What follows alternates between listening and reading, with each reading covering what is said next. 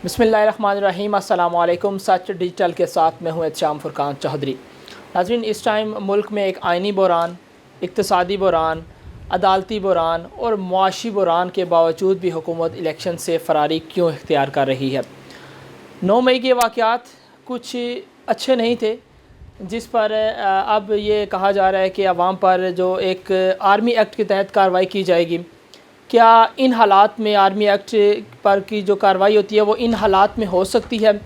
उसके बाद कुछ ये एलिगेशंस लगाए जा रहे हैं कि ज़मान पार्क में कुछ दहशतगर्द भी हैं। फिर सुप्रीम कोर्ट ने 14 मई को जो इलेक्शंस की डेट दी, फिर उस पर उसको जो लाकानूनियत हुई, कानून टूटा उस पर।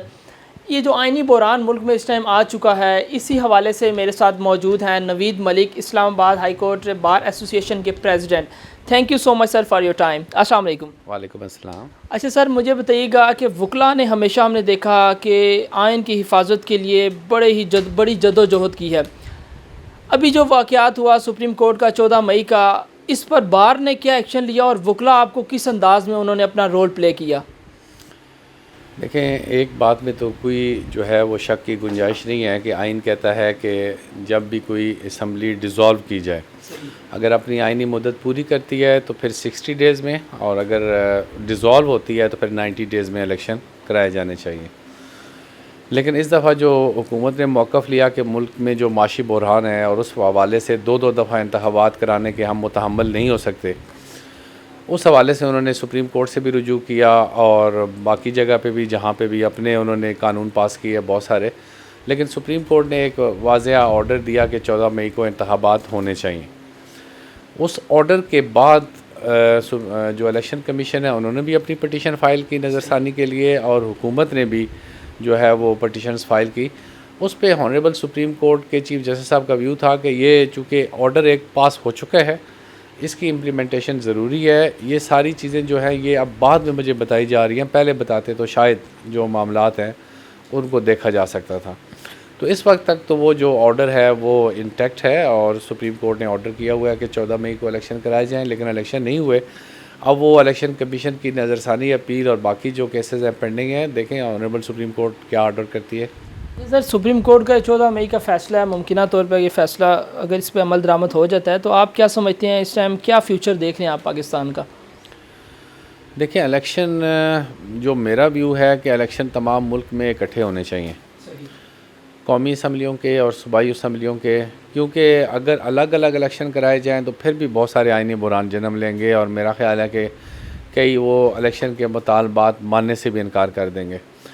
तो एक दफ़ा जब भी इलेक्शन हो, आपस में इस वक्त सियासी जमातों पे बड़ी ज़िम्मेदारी आयद होती है। देखिए, मुल्क तबाही की तरफ जा रहा है। अगर इस वक्त भी ज़िम्मेदारी का मुज़ाहरा ना किया गया तो ये सारे सियासतदान जो हैं ये शायद कल बैठकर पछताएं कि हमने क्या किया है।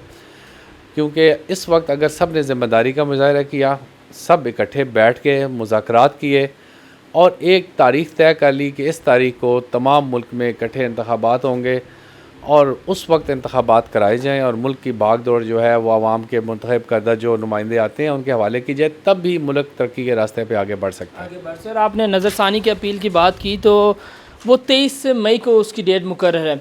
आप क्या समझते हैं अगर 23 मई जो उसकी डेट मुकर्रर है तो इलेक्शन कमीशन को कोई रिलीफ मिलेगा? देखिए, वो सब जुडिस है सुप्रीम कोर्ट में, उस हवाले से कोई राय देना मुनासिब नहीं है। लेकिन देखें, ये बेंच पे डिपेंड करता है कि वो उनको किस में लेते हैं। उन्होंने सबसे रिपोर्ट तलब की है, सबको नोटिस जारी किए हैं और उनके आर्गूमेंट सुनने के बाद अब वो ऑनरेबल सुप्रीम कोर्ट के पास है, उन्होंने ऑर्डर करना है। उस पर इस वक्त कोई कमेंट करना मुनासिब नहीं है। अच्छा, मैं बात करूँगा सर, जो 9 मई का एक वाक़या हुआ मुल्क के अंदर, कहा जा रहा है आर्मी एक्ट के तहत कार्रवाई होगी। इन हालात में आर्मी एक्ट की कार्रवाई क्या समझते हैं मुनासिब है? देखें, जो सिविलियंस के मामलात को डील किया जाता है, जो मुकदमात को डील किया जाता है, अगर कोई सिविलियन जुर्म करता है तो उसके सज़ा जो मिलती है वो पीपीसी पाकिस्तान पीनल कोड ताज़ीरात पाकिस्तान के तहत मिलती है, और उसको जो रेगुलेट करती है वो सीआरपीसी है, जिसको ज़ाब्ता फ़ौजदारी हम कहते हैं, क्रिमिनल प्रोसीजर कोड। इसी तरह आर्मी एक्ट है, गालिबन 1952 या 54 में आर्मी एक्ट जो है वो अमल में आया। उसमें नॉर्मली तो ये है कि जो आर्मी के रिटायर्ड अफसरान हैं या हाज़िर सर्विस अफसरान हैं जो उनके हवाले से वो है, उनको ऑफेंसेस या जो भी चीज़ें की जाती हैं तो उनके हवाले से उनका कोर्ट मार्शल किया जाता है।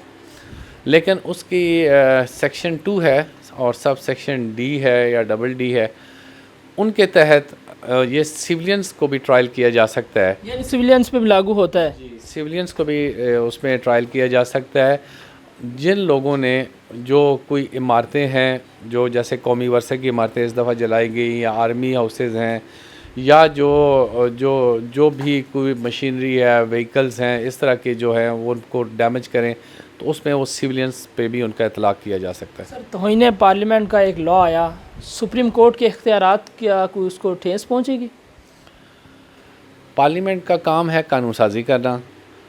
अब वो एक लेके आए, अगर इसकी आइन में कोई गुंजाइश नहीं है तो ज़ाहिर बात है इसको सुप्रीम कोर्ट में चैलेंज किया जाएगा और सुप्रीम कोर्ट उस पर जुडिशल रिव्यू ले सकती है। जैसे पहले एक supreme court practice and procedure bill लाया गया, वो अभी कानून बनने से पहले ही सुप्रीम कोर्ट ने उस पर रिस्ट्रेनिंग ऑर्डर पास कर दिया। तो ये भी अगर सुप्रीम कोर्ट पार्लियामेंट को कानून साजी का मुकम्मल इख्तियार हासिल है, सिवाय उस चीज़ के जब कोई ऐसा कानून वो करें जो आइन से मुतसादम हो। तो अगर ये आइन से मुतसादम नहीं है तो फिर तो वो बना सकते हैं, और अगर आइन से मुतसादम है तो सुप्रीम कोर्ट उस पर जुडिशल रिव्यू ले सकती है। आप क्या समझते हैं इस टाइम जो आइनी बहरान है, पाकिस्तान किस सिमत में जा रहा है?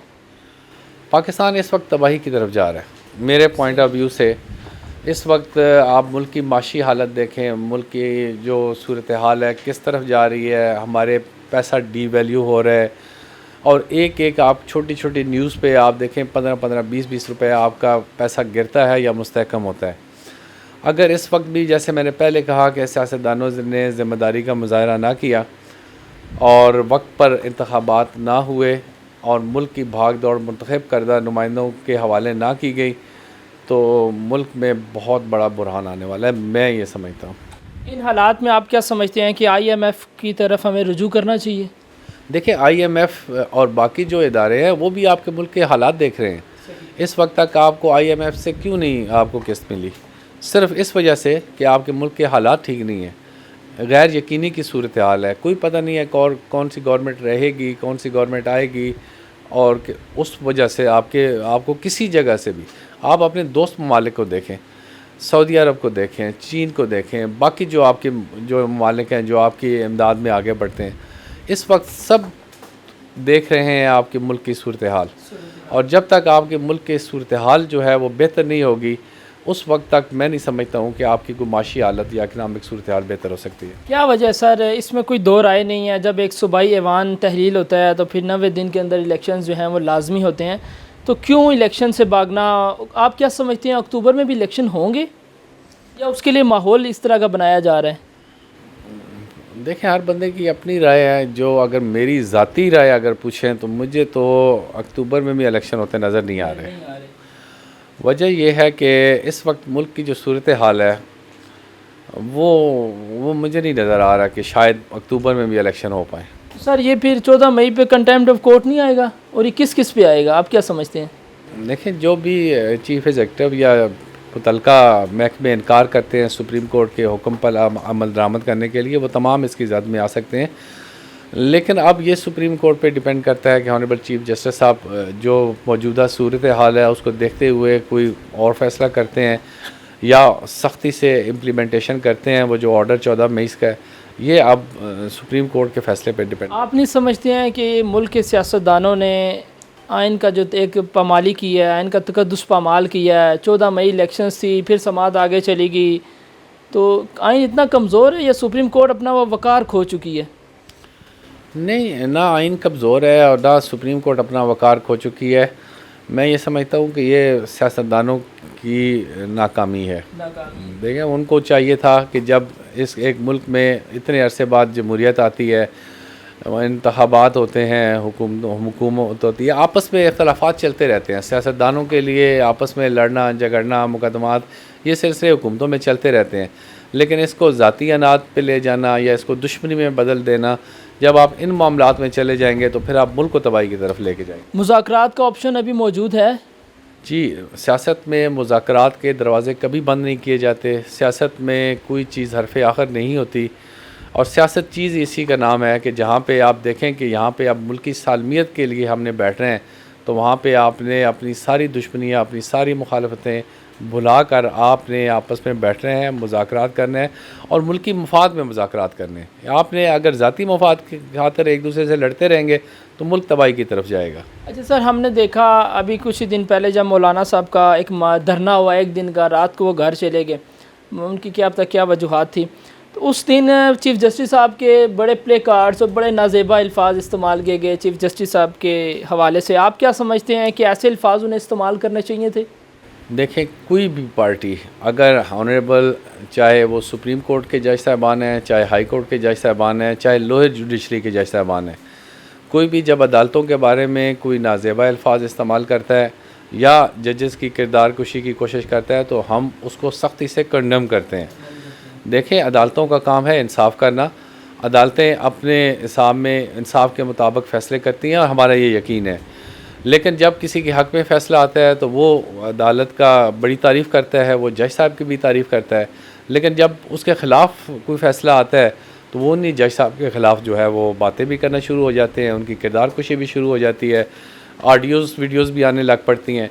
तो मैं ये समझता हूँ कि सियासतदानों को ये चीज़ें ज़ेब नहीं देती। अदलिया हमारे मुल्क का जो है वो एक अहम सतून है। अगर हम उसको गिराने में लगेंगे, जंगों में भी अगर कहा जाता है कि अगर अदालतें काम कर रही हैं तो आपका मुल्क जो है वो सेफ़ हैंड में है। लेकिन यह है कि हम अगर अदालतों की बेतौकीरी करेंगे तो फिर हमारे मुल्क का खुदा ही हाफ़िज़। खुदा ही हाफिज़। एट द एंड सर, क्या मैसेज देना चाहेंगे वो लोग जो इस टाइम ये समझ रहे हैं कि पाकिस्तान में लाकानूनियत हो चुकी है, कानून की कोई वैल्यू नहीं है, उन लोगों को क्या मैसेज देना चाहेंगे? नहीं, देखें, इस वक्त भी मुल्क की अदालतें काम कर रही हैं, कोई लाकानूनियत नहीं हुई है। सिर्फ़ ये है कि थोड़ा सा ज़िम्मेदारी का मुज़ाहरा करना है सियासतदानों को। आज भी ये सारे एक टेबल पे बैठ जाएं और आपस में मुज़ाकरात करें। अब 1-2 महीने की बात है, अक्टूबर में वो कहते हैं कि इलेक्शन होने हैं कौमी असम्बली के। आप आपस में बैठ के एक डेट तय कर लें कि इस तारीख़ को तमाम मुल्क में सूबाई असम्बलियों की, कौमी असम्बलियों की इलेक्शंस होंगे और ये तय कर लें कि साफ़ शफाफ इंतखाबात कराए जाएंगे और उसके नताइज को तस्लीम किया जाएगा और उसके नतीजे में मुंतखब होने वाली हुकूमत को मुल्क की भाग दौड़ हवाले कर दी जाएगी। हवाले कर दिए। बहुत शुक्रिया नाज़रीन, ये थे नवीद मलिक साहब जो मुल्क में जो आइनी मुआशी इक़्तिसादी बुहरान था उस हवाले से हमारी नाज़रीन को आगाह कर रहे थे और जो आइन का एक तकद्दुस है उसके हवाले से बता रहे थे। इंशाअल्लाह नाज़रीन फिर मिलेंगे किसी नए टॉपिक के साथ, किसी नई शख्सियत के साथ। तब तक के लिए अपने मेज़बान को दीजिए इजाज़त। अल्लाह हाफ़िज़।